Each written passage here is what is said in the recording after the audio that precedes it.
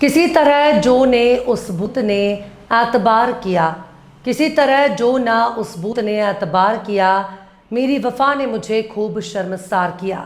सलाम, नमस्ते, सत श्री अकाल। मैं हूं आपके साथ हर्षिता मिश्रा और आप देख रहे हैं टाइम्स मेल।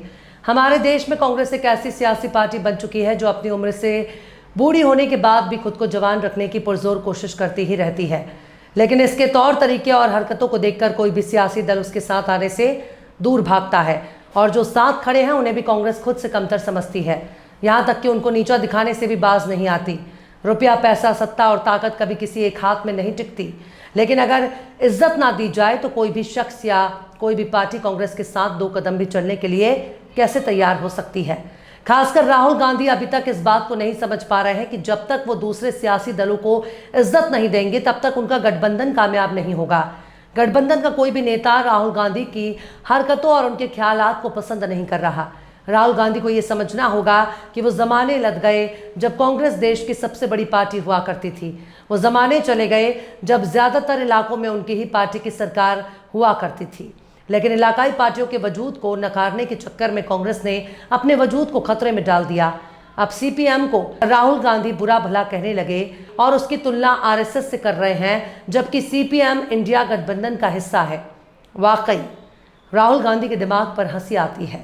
जो शख्स खुद इस बात को कबूल कर चुका है कि उसकी पार्टी में आरएसएस के लोग भरे हुए हैं, वो नेता पता नहीं किस मुंह से सीपीएम पर सवाल उठा रहा है।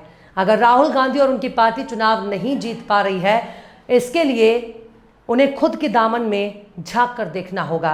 पूरी दुनिया ने देखा है कि कर्नाटक से लेकर हैदराबाद और दूसरे राज्यों में किस तरह से कांग्रेस ने बीजेपी और आरएसएस के लोगों को पार्टी में शामिल किया और उनको टिकट देकर चुनाव लड़ाया। बाद में कई नेताओं ने पार्टी भी बदल ली, पर राहुल गांधी खुद दामन में झांकने के बजाय गठबंधन की सियासी दलों को नीचा दिखा रहे हैं। एक बच्चा भी इस बात को समझ सकता है कि जब तक आप दूसरों को इज्जत नहीं देंगे आपके साथ कोई खड़ा नहीं होगा, लेकिन राहुल गांधी कांग्रेस की मिट्टी पलीत करने पर तुल चुके हैं। बीजेपी और एनडीए को देखकर भी उन्हें अक्ल नहीं आ रही है। एनडीए ने दर्जनों पार्टियों को मिलाकर एक गठबंधन बनाया, सबको इज्जत दी है, पर राहुल गांधी और उनकी पार्टी बीजेपी के गठबंधन को देखकर कुछ नहीं सीख रही और हालत ये हो रही है कि अब उसने केरल में कांग्रेस की मिट्टी पलीत कर देने पर मोहर लगा दी है। राहुल गांधी ने केरल के कोट्टायम में एक प्रोग्राम में कुछ ऐसा बोल दिया जिससे हंगामा मच गया। उन्होंने कहा कि वो आरएसएस और सीपीएम दोनों से वैचारिक तौर पर लड़ते हैं। इन दोनों में लोगों की भावनाओं की कदर नहीं है। बिना लोगों का दुख दर्द समझे कोई नेता बन ही नहीं सकता। ये सुनते ही सीपीएम वाले भड़क गए। सीपीएम के बड़े नेता जैसे राजा और एमए बेबी तिलमिला उठे।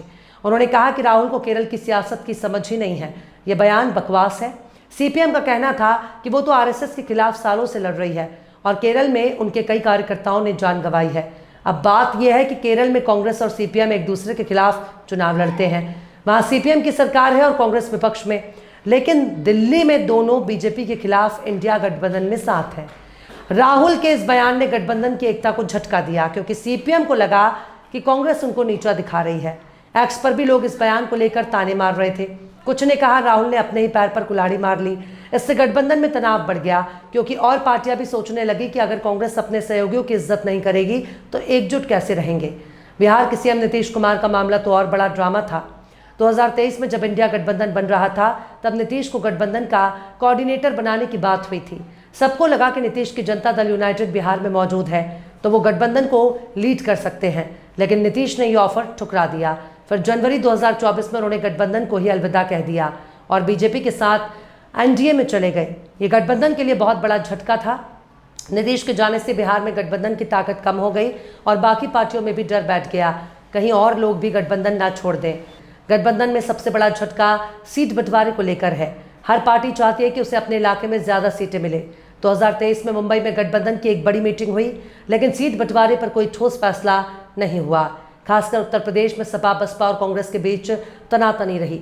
सपा के अखिलेश यादव चाहते थे कि उनकी पार्टी को ज़्यादा सीटें मिलें, क्योंकि यूपी में उनकी पार्टी की पकड़ है, लेकिन कांग्रेस भी ज़्यादा सीटें मांग रही थी। राहुल गांधी ने 2025 में मायावती को बसपा को गठबंधन में लाने की कोशिश की, लेकिन मायावती ने साफ मना कर दिया। मायावती का कहना था कि वो अकेले ही बीजेपी से लड़ सकती है। इससे गठबंधन की रणनीति कमजोर हुई, क्योंकि यूपी में बसपा का वोट बैंक बड़ा है। केरल, पश्चिम बंगाल और पंजाब जैसे राज्यों में भी यही दिक्कत है, जहां गठबंधन की पार्टियां आपस में ही एक दूसरे की दुश्मन हैं। पश्चिम बंगाल के सीएम और टीएमसी की लीडर ममता बनर्जी ने गठबंधन को लेकर हमेशा ठंडा रवैया रखा। 2024 के लोकसभा चुनाव में टीएमसी ने अकेले लड़ने का फैसला किया। ममता ने कहा कि वो बीजेपी को अपने दम पर हरा सकती है। इससे गठबंधन की एकजुटता को चोट पहुंची, क्योंकि बंगाल में टीएमसी और कांग्रेस के बीच कोई तालमेल नहीं बना। ममता का यह रवैया गठबंधन के बाकी दलों को खटकता है, क्योंकि वो चाहते हैं कि सभी मिलकर एक रणनीति बनाएं।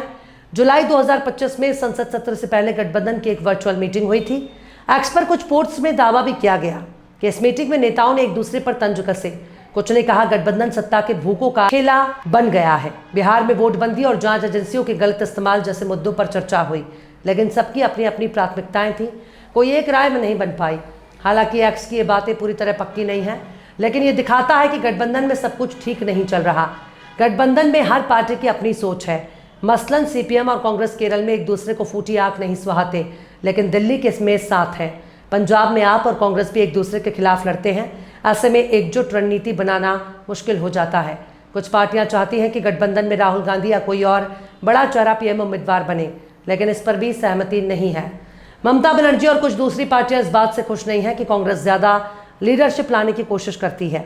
इंडिया गठबंधन की सबसे बड़ी दिक्कत है कि सबकी अपनी अपनी डफली और अपना अपना राग है। 2024 के लोकसभा चुनाव में गठबंधन ने 234 सीटें जीती, जो बीजेपी के 240 के मुकाबले अच्छा प्रदर्शन था। लेकिन राहुल के बयान, नीतीश का पलटना, ममता की अलग रहा और सीट बंटवारे के झगड़े गठबंधन को कमजोर करते हैं। अगर ये लोग आपस में ही लड़ते रहेंगे तो बीजेपी को हराना मुश्किल हो जाएगा। केरल जैसे राज्यों में जहां गठबंधन की पार्टियां एक दूसरे के दुश्मन हैं, वहां हालात और पेचीदा हैं। राहुल गांधी को कम से कम अपनी जबान पर लगाम लगाना चाहिए। जिस पार्टी से वो हार जाते हैं उससे अपनी खुन्नस निकालने के लिए आरएसएस से नहीं जोड़ना चाहिए। राहुल गांधी और उनकी पार्टी को अपने गिरेबान में झांक कर देखना चाहिए, क्योंकि उन्होंने ही कबूल किया था कि उनकी पार्टी में आरएसएस के लोग मौजूद हैं। राहुल गांधी बार बार अपनी नाकामियों के लिए दूसरों को जिम्मेदार बताना बंद करें। उनको अपना विजन लेकर चलना चाहिए। सिर्फ सोशल मीडिया पर प्रचार से कुछ नहीं होता। जमीन पर उतरकर अपने कार्यकर्ताओं से मिलना चाहिए।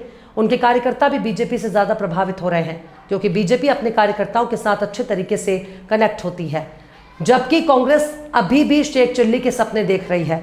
उसे सपने की दुनिया से बाहर आना होगा और अपने अंदर बैठे आरएसएस को निकालना होगा, वरना कोई भी गठबंधन टिक नहीं सकता जब तक कि आप दूसरों को इज्जत नहीं देंगे।